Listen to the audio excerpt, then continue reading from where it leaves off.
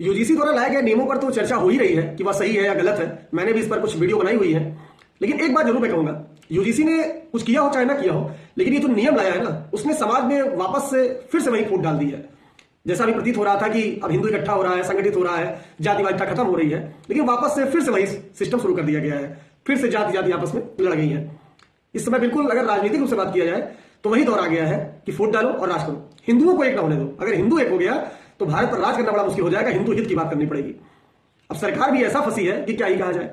और मुझे तो लगता है कि आजादी के इतिहास में पहली बार ऐसा हो रहा है कि सवर्ण समाज इकट्ठित हो गया है और सब एक तरफ से बीजेपी के खिलाफ हो गए हैं और सब बीजेपी को कह रहे हैं बिल्कुल पूर्णता बहिष्कार करिए बीजेपी का।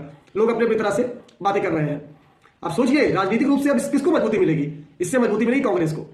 किसको मजबूती मिलेगी प्रदेश में? सपा को मजबूती मिलेगी, क्योंकि वो तो यही चाहते हैं कि हिंदू इकट्ठा ना हो, जातियों में बटा रहे। और बीजेपी भी उन्हीं के सुर में सुर मिला रही है। उसके भी दिमाग में कहते नहीं कि दिमाग खराब हो गया उनका भी, कि ऐसे नियम ला दिए कि जो अपने पे भारी पड़ जाए। एक बात तो मैं यही कहूंगा, किसी जाति बिरादरी का वोट पक्का था कि नहीं पक्का था, लेकिन मैं ये जरूर कहूंगा कि ब्राह्मण, ठाकुर और जो है कायस्थ और वैश्य, इनके जो वोट है ना, ये बीजेपी को ही जाते थे। 95% ज्यादा ये वोट बीजेपी को ही जाते थे। और जातियों में बंटवारा होता ही होता था। सपा भी पाती थी, कांग्रेस भी पाती, सारी पार्टियां पाती थी, लेकिन यहां पक्का था कि बीजेपी को ही जाएगा। बीजेपी ने अपने ही पैर में कुल्हाड़ी मार ली है ये, और ये बात बीजेपी को समझ में नहीं आ रही है। अब आप इतना बस सोच लीजिए खाली, अगर राजनीतिक रूप से बात हो रही है तो यहाँ पर हालात बहुत खराब होते हुए नजर आ रहे हैं। जातीय संघर्ष दिखता हुआ नजर आ रहा है कि आगे चल के जातीय संघर्ष हो सकते हैं इस नियम के बाद से।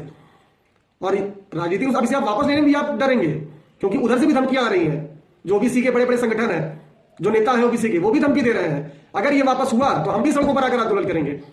अब आपने अपने ही पैरों पर कुल्हाड़ी मार लिया है। आप इसे वापस करने में भी आपकी हालत खराब होगी, क्योंकि संख्या बल उनके पास ही है।